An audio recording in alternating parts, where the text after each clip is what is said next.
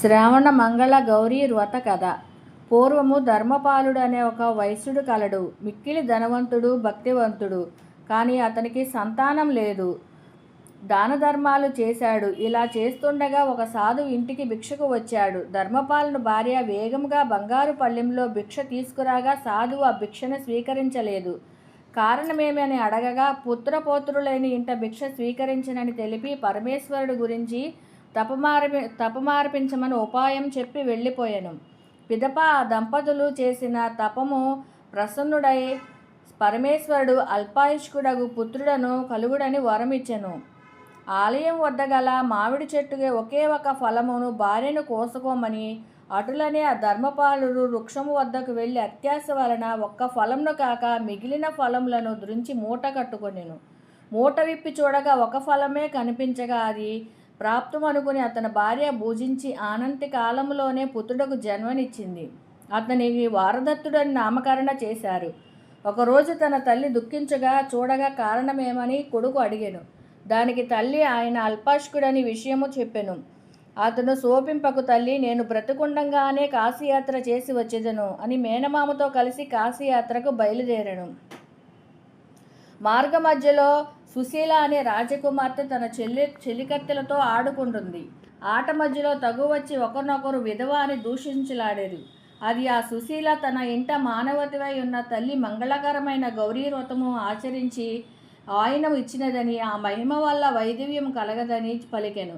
ఇది విన్న వారదత్తుడు మేనమామ ఈమెకు తన మేనలుడిచ్చి వివాహం చేయాలని భావించాడు. వివాహం జరిగిన కొన్ని రోజులకే సుశీల మంగళగౌరీ దేవిని పూజించెను.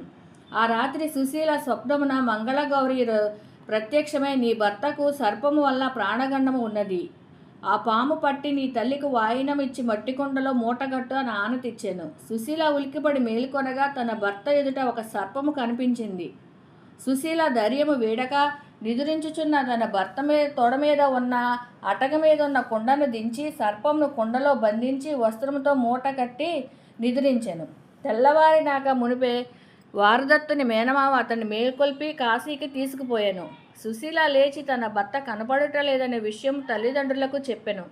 సర్పం ఉంచిన కుండను తన తల్లికి తెరిచి చూడగా అందులో ఒక ముత్యాల హారము కనిపించెను. అటు పిమ్మట సుశీల తన తల్లిదండ్రులను తనకు మారు వివాహము జరుపమని యత్నించారు. కానీ సుశీల తిరస్కరించింది. తన భర్త కోసం వేచి చూసేదని మంగళగౌరి పూజను చేయుచుతూ బాటసారులకు అన్నదానము చేయుచు తాంబూలాది బహుమతులు ఇవ్వసాగాను.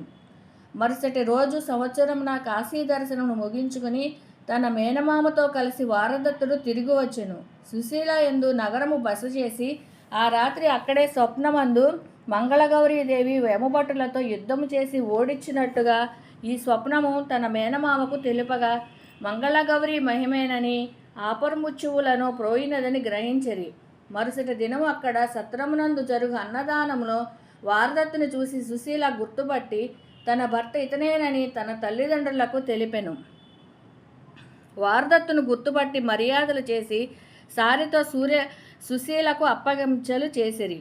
పుట్టింట శ్రావణ మంగళ వ్రతము ఆచరించిన అత్తవారి ఇంట అడుగుపెట్టిన సుశీల అత్తమామలను అందవులుగా గావించి తను తెచ్చిన కాటుకను వారి కన్నులకు పెట్టగా వారి దృష్టి వచ్చెను. మంగళగౌరీదేవి మహిమ వలన ఇదంతా జరిగిందని గ్రహించి సుశీల వారదత్తులు ఇద్దరూ యావజ్జీవం పర్యంతం మంగళగౌరీ వ్రతం ఆచరించెను. సుఖముగా ఉండెరి. సుశీల వంటి పతివ్రత వలన వారదత్తుని ప్రాణాలు నిలిచునని గ్రహించిన వారి బంధుమిత్రులు మంగళగౌరీ వ్రతము చేయుచు ఆనందమించిరి.